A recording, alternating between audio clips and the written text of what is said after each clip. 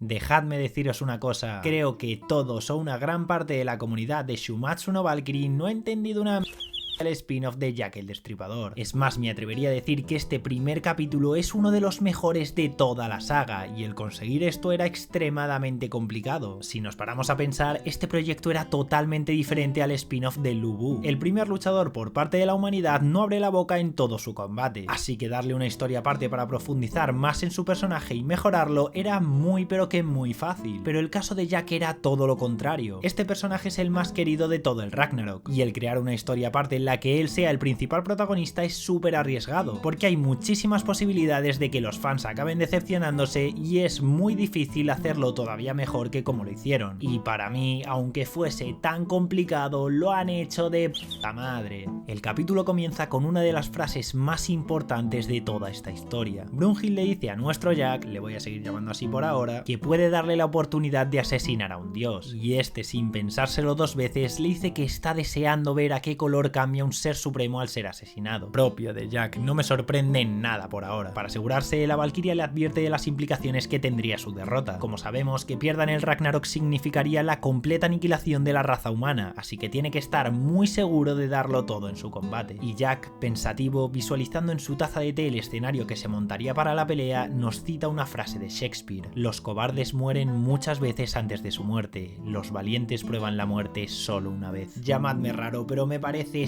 súper épico ver el reflejo de su cara en lo que sería el escenario del mayor crimen de toda su historia. Después de esta escena nos trasladan al verdadero Londres de 1888, espacio y tiempo en el que se cometieron los crímenes agenciados a Jack el Destripador. Scotland Yard, o lo que es lo mismo la policía de Londres, estaba hasta arriba investigando una serie de asesinatos específicamente dirigidos a prostitutas. La primera víctima fue Marianne Nichols, la segunda, tan solo 10 días después, fue Annie Chapman. Pero lo más aterrador de estos asesinatos eran la forma en la que se habían cometido. Con un cuchillo de unos 15 o 20 centímetros habían abierto las gargantas de las mujeres. El abdomen y sus nalgas también habían sido rajados. Además, sus genitales habían sido mutilados y, para colmo, sus intestinos habían sido colocados alrededor de sus hombros. Sin duda, estas obras estaban hechas por un ser completamente despreciable, guiado por un profundo odio. Estos asesinatos no solo daban trabajo a la policía, los periodistas también se encontraban saturados de la cantidad de información que se recibía sobre ellos. Podemos ver cómo una de las señoras que trabajaba en el diario de Londres acumulaba un montón de cartas dirigidas al periódico, entre las que se encontraba una declaración de culpabilidad por parte de un tal Jack el Destripador. A pesar de ser una grandísima oportunidad para descubrir la identidad del asesino, uno de los trabajadores leyó esta carta, pensó que era una broma de mal gusto y la ignoró. En ese mismo mes se descubrieron otros dos cadáveres de prostitutas. Ambas víctimas se encontraron en el mismo estado que las dos anteriores, por lo que se dedujo que el autor había sido el mismo. Fue entonces cuando Luke Evans, un periodista del diario londinense, se dirigió nervioso a su editor jefe con una carta en la mano. Era la declaración que se había despreciado hacía unos días, pero esta vez él sí que se la había tomado en serio. Nada más leerla, el editor concluyó que era una bomba informativa, dejó a Luke a cargo del artículo y designó a la carta como nueva portada del periódico. Aunque realmente no tenían ni idea de si la declaración era real o falsa, la noticia corrió como la pólvora, tanto que la misma policía decidió nombrar a la investigación como el caso de Jack el Destripador, en referencia al autor de la carta. Pasado más de un mes, una nueva víctima apareció. De entre la multitud que se estaba amontonando en torno al cordón policial, la cabeza de Luke asomaba, preguntándole al inspector si la víctima era una prostituta y si había vuelto a ser obra de Jack el Destripador. Pero como es normal en estos casos, el detective no soltó ni una sola palabra. El periodista insistió, le preguntó si había algún avance en la investigación, le rogó que declarase al menos unas pocas palabras, pero el policía seguía sin responder. Sin embargo, llegó un punto en el que Luke agotó su paciencia y le dijo que daba exactamente igual lo que declarase, ya que después en el periódico daría la vuelta a sus palabras de cualquier forma para terminar escribiendo lo que él quisiera. Y sorprendentemente, en vez de defenderse de esas acusaciones, Luke le dio la razón. Con una sonrisa siniestra, se saltó el cordón policial y fue a ver el cadáver con su ayudante sin permiso de los agentes. Cuando finalmente lo descubrió, no pudo aguantar sus emociones. Mientras que su ayudante se aguantaba las ganas de vomitar debido a la horrible escena que estaba presenciando, Luke da un fuerte golpe en la pared que tenía al lado. Su cara de demostraba estar llena de ira y antes de marcharse del lugar juró encontrar a Jack el Destripador. Algo que me encanta de toda esta historia es que todos los asesinatos que se mencionan fueron completamente reales, tanto el nombre de sus víctimas como su edad como la fecha en la que fueron asesinadas, dando mucho realismo a la obra. Mientras tanto, vemos a Jack, nuestro Jack, leyendo el periódico en uno de los locales que aparentemente solía frecuentar. Se pide una tarta de manzana y en el momento en el que se encuentra frente a ella podemos ver a un hombre mucho más juguetón que el que creíamos conocer. La camarera se sorprende ya que siempre que ha ido ha sido lo único que ha pedido, así que la tarta de manzana le tiene que volver loco a nuestro viejo asesino en serie. Pero es que la reacción de Jack es muy sorprendente, acaba sonrojado y con las manos en la cabeza, como si le diese vergüenza admitir que tenía una debilidad por ese postre, algo que sinceramente no me encajó mucho con el personaje, pero que después de terminar el capítulo comprendí perfectamente. Mientras tanto, la camarera estaba observando el periódico que había dejado apoyado en la mesa y le pregunta si Jack el Destripador había vuelto a hacer de las suyas. En ese momento el viejete cambia por completo de actitud, con una mirada mucho más fría le contesta con otra frase de Shakespeare: los temores reales son menos que las horribles imaginaciones, y termina explicándole que los monstruos creados por la imaginación humana son a menudo mucho más siniestros que los de verdad, y que si averiguasen la identidad de Jack el Destripador probablemente no sería tan temido. Cambiando totalmente el ambiente tenso que les rodeaba, se escucha a Luke metiendo prisa a su ayudante, los cuales estaban sentados en una de las mesas de al lado. Al periodista se le nota alterado, cada segundo que pasa lo ve como una oportunidad de perder información sobre el famoso asesino. En cambio, su ayudante, el cual a diferencia de él parece una persona normal, le pregunta si su mujer no está preocupada, ya que lleva varios días sin pasar por casa. Cambiando el semblante de su cara por completo, con una sonrisa de oreja a oreja, Luke le responde que Emma, su pareja, es la persona que más le apoya en este mundo, por lo que no debe preocuparse por ella. Y dicho esto, se levanta de la mesa y le dice que se van directamente donde debería de estar en ese momento el inspector de policía. De vuelta a la mesa de Jack, los cuales habían estado observando la conversación al completo, vemos como la camarera se pone en la piel de los periodistas y con compasión le dice a nuestro prota que deben estar muy ocupados por los asesinatos que se están cometiendo. Jack le da la razón, pero se queda observando a la pareja unos cuantos segundos, analizándolos con su ojo mágico, el cual es capaz de ver las emociones que desprende cada persona. Mientras ve cómo se marchan, observa a Sophie Locke, una niña que se encuentra vendiendo periódicos en la calle. Estaba mirando a todos lados, como si estuviese desubicada, sin saber qué estaba haciendo realmente, y se termina chocando con un hombre mayor, el cual termina tirando uno de los periódicos que sostenía con la mano. El periódico acaba en un charco, y al ver a la pobre niña perdiendo parte de sus ganancias, Jack se acerca a ella y le dice que se lo comprará, algo que parece muy extraño viniendo de parte de Jack el Destripador, el personaje que se suponía que era absoluta maldad. Esto le cambia a la niña el estado de ánimo por completo, viéndose mucho más feliz. Cuando vuelve al local en el que estaba, la camarera le explica que la pequeña Sophie perdió a su madre hace poco. Además, le dice que su padre es un borracho y que por ese motivo tenía que ganarse la vida como podía para cuidar de su hermano pequeño. Estas palabras le hacen recordar su infancia, la cual digamos que se parece bastante a la de la niña. Como sabemos, él creció sin un padre y su madre era prostituta, así que se tenía que buscar la vida buscando en contenedores de basura. Esa misma noche vemos como Luke, como un buen marido, compra un ramo de rosas para llevárselas a su mujer. Así intentaría compensar de alguna forma su ausencia durante tanto tiempo. Sin embargo, cuando llega a casa saluda a su mujer, le entrega su regalo y le coge su brazo. Y cuando digo que le coge su brazo, literalmente me estoy refiriendo a que le coge el brazo entero. Para sorpresa de todos, nos enseñan que su querida Emma estaba muerta, y mientras besa el dorso de su mano podemos ver cómo tenía todas las paredes llenas de fotos de chicas muertas. Nos desvelan que la que fue novia de Luke era prostituta, y que era algo que no le sentó muy bien a él. De hecho, nada más recordarlo se lanza a las calles a por una nueva víctima, porque sí,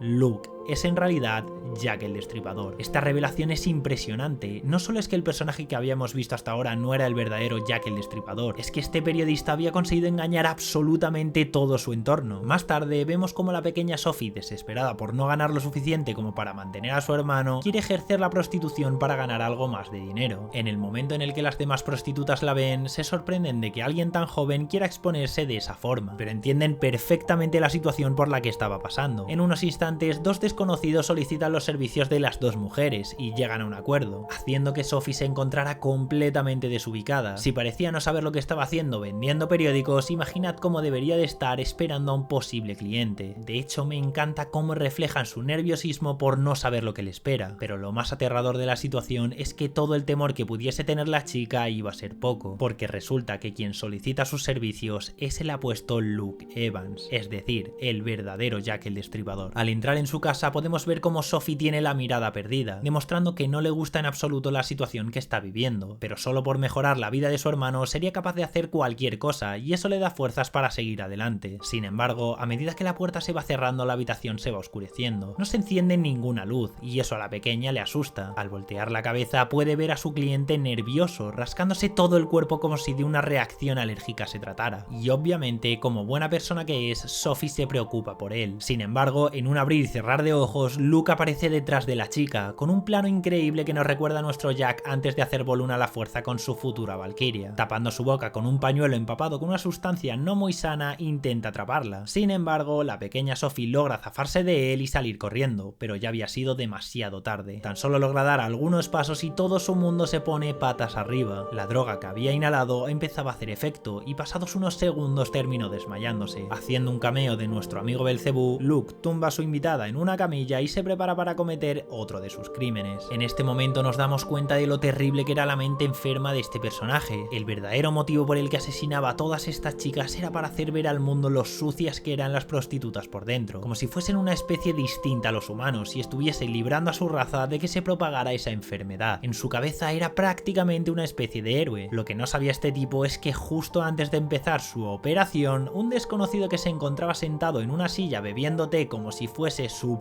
casa, le iba a interrumpir con otra frase de Shakespeare. Exacto, adivinasteis bien, el señor X era en este caso nuestro amigo Jack, y la frase que le dice es: pero vosotros dioses nos daréis algunos fallos para hacernos humanos, haciendo referencia a que los dioses quisieron crear a los humanos con defectos para que no hicieran un mal uso de su poder si fuesen perfectos como ellos. Pero después de la cita, en un plano que derrocha elegancia por todos lados, nos explica que es bastante irónico que a partir de esos pequeños fallos, que se supone que eran para que los humanos se descontrolaran menos, nazcan mentes tan enfermas como las de Luke. Obviamente, al descubrir que un desconocido estaba tomando una taza de té en su propia casa y ni siquiera se había enterado, el periodista se pone bastante nervioso. Le pregunta qué es lo que quiere y Jack, con toda la calma del mundo y con un detalle que me parece god, se pone los guantes que le caracterizan y le dice: no he hecho nada, pero estoy a punto de hacerlo. Sin saber lo que se le venía encima, Luke medita sobre la situación que estaba viviendo. Jack había visto lo que le había hecho a la chica, así que no podría dejarlo vivir o si no correría un gran riesgo. En ese momento se arma de valor y confianza y declara que le matará. Como si fuera tan fácil. ¡Ay, pobrecillo! Le ataca con el cuchillo con el que iba a diseccionar a Sophie, pero este tipo ha logrado esquivar los golpes del todopoderoso Hércules, así que este enfrentamiento parece un berrinche entre un niño y su papá. Nada más esquivarlo, Jack le halaga por su habilidad con el cuchillo, pero si nos fijamos en su cara parece que se está riendo de él en vez de decirlo en serio. De hecho, justo después el mismo Luke nos lo confirma. Dice que es la primera vez que pelea con un hombre. Vamos, que si nos paramos a pensarlo, solo ha utilizado el cuchillo con mujeres mucho más débiles que él y encima estaban drogadas, así que es pésimo luchando. Después de esta declaración, el periodista comienza a lanzar estocadas y Jack se limita únicamente a esquivarlas retrocediendo. Sin embargo, llega un punto en el que se topa con la pared del edificio, aunque podríamos creer que se encuentra en una situación bastante desfavorable, ya que estaba desarmado y acorralado, no es para nada así. Para sorpresa de nadie, Jack comienza a sonreír observando a su rival para después explicarle su poder ocular. Bueno, en realidad no le explica nada, solo le dice señalando a su ojo que los colores que solo él es capaz de crear son obras de arte. Pero claro, este tipo no tenía ni puta idea de quién era ni de qué quería, así que imaginaos lo que pensó cuando le dijo esa frase. Pensaría que el intruso con el que estaba forcejeando estaba más drogado que la niña que tenía en la mesa. Sin embargo, cambiando de punto de vista, desde los ojos de Jack podemos ver el aura que rodeaba al asesino. Hasta el mismo Jack se sorprende de la cantidad de maldad que le envolvía. Y hablando del rey de Roma, Luke pierde la paciencia y lanza el último golpe con el fin de acabar con su intruso de una vez por todas. En ese instante, un brazo golpea el suelo. ¿Podría ser que se lo hubiese cortado a Jack? Podría. ¿Podría ser que Jack hubiese tirado el brazo de Emma al escapar? Podría. Pero si cualquiera de esas situaciones fuese verdad, este personaje no hubiese tenido la fama que tuvo en el universo de Shumatsu. Lo que en realidad había pasado es que nuestro coleguilla había sacado un hilo finísimo, del mismo tipo que los que utilizó en su combate contra el dios. 2, y había conseguido realizar un corte perfecto en el brazo del que se suponía que tenía todas las de ganar. En ese momento vemos como la situación cambia por completo. Jack cambia su mirada, ahora es terrorífica, y al ver a lo que se estaba enfrentando, Luke solamente intenta escapar. Sin embargo, en su huida Jack le clava 2 cuchillos en ambas piernas, haciendo que se cayese al suelo y sentenciando su destino. En estos momentos Luke tiene claro que no puede escapar, y dando una vuelta de 180 grados a su estrategia, comienza a enfrentarse con él, para por lo menos saber qué quiere y por qué quiere acabar con su vida. Pero Jack, en vez de dar el golpe definitivo, en vez de enfadarse porque su víctima se estaba rebelando contra él, se agacha, se acerca y le explica lo que le ha preguntado. Agarrándole la cara, le dice que él es querido, haciendo referencia a cómo, por ejemplo, con sus mentiras hizo que la mujer que le vendió las flores pensara que es un buen hombre, a cómo su jefe le tenía en alta estima, cómo su ayudante se preocupaba por su situación con su esposa. A pesar de que no conocía nada de su vida privada, todas esas personas estaban creyéndose las mentiras que él mismo creaba. También le explica el capricho que ahora todos conocemos y por lo que realmente quería acabar con su vida, el ver cómo todas las emociones de una persona cambian al miedo justo antes de ser asesinadas. Le dice que lleva muchísimo tiempo buscando a alguien que solo tuviese emociones negativas, y recordando la escena en la que salió corriendo con su ayudante, observamos que por lo que realmente se quedó observándolos Jack era porque por fin había encontrado a alguien así. Así que dicho todo esto, lo único que faltaba para concluir su obra de arte era clavarle el mismo cuchillo que hace unos segundos él mismo estaba sosteniendo, pero obviamente no lo iba a hacer tan simple. Como un buen asesino en serie, iba a disfrutar acabando con su vida. Primero le clava la punta del cuchillo en la frente, y al ver cómo definitivamente estaba a punto de morir, Luke empieza a desesperarse. Jack, con una mirada siniestra, le dice que se calle. Con sus palabras estaba estropeando lo que llevaba tantos años buscando. Le pide que se imagine cómo el cuchillo penetra profundamente en su cerebro, para dar más angustia a la situación y que no quedara ni un resquicio de su color que no estuviese teñido por el miedo. Y como no podía ser de otra forma, lo acaba consiguiendo. En este momento, Jack está disfrutando como un niño pequeño con la obra de arte que acaba de crear, lo que le hace incluso aún más siniestro que el mismo Luke. Antes de abandonar el edificio, saca el cuerpo de Sophie de la habitación, y cuando la niña despierta vemos como a su lado se había encontrado con unas monedas y una carta. El autor era anónimo, y en ella le daba las gracias por el regalo tan encantador que le había hecho. Justo al terminar de leerla, descubre los gritos de la gente que le rodeaba. La habitación de la que acababa de salir estaba ardiendo, y con ella el cadáver del verdadero Jack el Destripador, el asesino que nunca más volvería a actuar. El dibujo que viene a continuación me encanta, básicamente porque me recuerda un montón al Joker saliendo del hospital, y es uno de mis personajes de ficción favoritos. Pero ambas escenas reflejan exactamente lo mismo, la sensación de que los dos personajes tienen la situación bajo completo control y que nada ni nadie les puede parar. Y sinceramente, ver a nuestro Jack salir de su escena del crimen con el edificio en el que acaba de estar ardiendo y cantando London Bridge is Falling Down me pone los pelos de punta. Y para concluir la historia nos dan una imagen de este personaje caminando, preguntándose qué es lo que hará ahora y concluyendo con el expediente número 1 de Jack el Destripador. En este punto volvemos a verlo con Brunhild, la cual le está agradeciendo que haya aceptado su oferta. Ella misma es la que nos explica que al fin y al cabo no hay ni una sola persona que haya asesinado a más gente con sus propias manos solo para su propio disfrute. Y es aquí cuando me quedó más claro que nunca que el Jack el Destripador que nos habían enseñado no es humano, es un concepto. Lo que creo que nos quiere decir la Valquiria con esta frase es que este personaje es la personificación del autor de todos los asesinatos que se han quedado sin resolver. Es decir, está claro que no es el verdadero Jack el Destripador y que usurpó su identidad, pero si no es él, ¿quién podría ser? Pues la Valquiria nos lo deja claro justo antes de que apareciese en su ronda del Ragnarok. Es la personificación de la maldad. Brunhild le pregunta con qué nombre quiere ser presentado en el torneo, y ella misma le llama como Señor Anónimo. Esto refleja justo lo que acabo de decir. La vida de este personaje es un completo misterio. La única persona que tenía constancia de su existencia era su madre, y él mismo acabó con ella. Las prostitutas que trabajaban en el mismo burdel también le conocían, pero era un trato más cordial que una relación de amistad, sobre todo por la gran diferencia de edad que había entre ellos. Por lo tanto, el que desapareciese de la nada no las iba a preocupar, y sin que nadie se preocupara por él, tendría toda una vida para asesinar a todo el que quisiera sin que nadie sospechara. Por lo tanto, este señor no acabó con la vida de las prostitutas que nos cuentan en su combate del Ragnarok, pero acabó con todas esas personas que fueron asesinadas y todavía no se encontró al autor de los hechos. Y otro punto que me gustaría muchísimo destacar es que el hecho de que este tipo acabara con el verdadero Jack el Destripador no lo hace buena persona. He visto muchísimos comentarios acerca de estas acciones y del detalle que tiene con la pequeña Sophie, haciéndonos creer que el personaje que nos habían presentado había cambiado completamente, que si era un asesino de asesinos, que si luchaba por la justicia al acabar con alguien tan malo. pero yo no lo veo para nada así. De hecho, él mismo nos dice explícitamente que por lo único por lo que ha acabado con Luke era porque llevaba muchísimo tiempo buscando a alguien que tuviese esos colores y todavía no lo había encontrado. Es más, cuando se marcha del lugar se pregunta qué hará ahora, dejándonos claro que ya ha cumplido su deseo y no tiene intención de volver a repetirlo. Por lo tanto, no importa si comete pequeñas buenas acciones, el caso es que ha acabado con la vida de muchísimas personas y, como bien dice Brunhild, es el ser más repugnante de la historia de la humanidad. Volviendo a la conversación con la jefa, él mismo se autonombra como Jack el Destripador y el que lo haga tiene todo el sentido del mundo y me parece buenísimo. No eligió ese nombre porque fuese su primera víctima, tampoco lo eligió porque fuese la que más le gustó asesinar, lo eligió porque su primera víctima de verdad fue su propia madre, la cual era prostituta, y el hecho de que el verdadero Jack se denominase como el asesino de prostitutas le quedaba como anillo al dedo. Soy un polluelo y nos vemos en el siguiente vídeo.